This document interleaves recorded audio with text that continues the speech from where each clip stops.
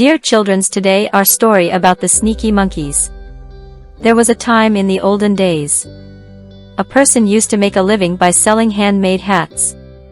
People thought it was bad to go bareheaded at that time, so they wore a hat or a cap/turban on their heads. On one summer day, he lying down to rest in the shade of a tree, he fell asleep. A bag full of hats was placed next to him.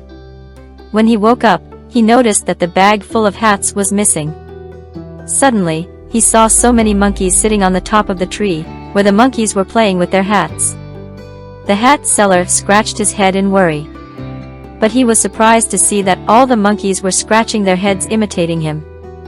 Suddenly an idea came to his mind. He took off his cap and threw it on the ground.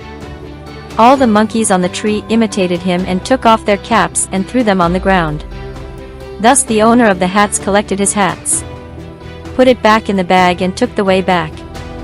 After a long time, one of the grandsons of the same hat seller also became a hat seller. He had heard the story about monkeys from his grandfather. One day, to tempt the monkeys, he put some hats in a bag and lay down to relax under a tree shade at noon.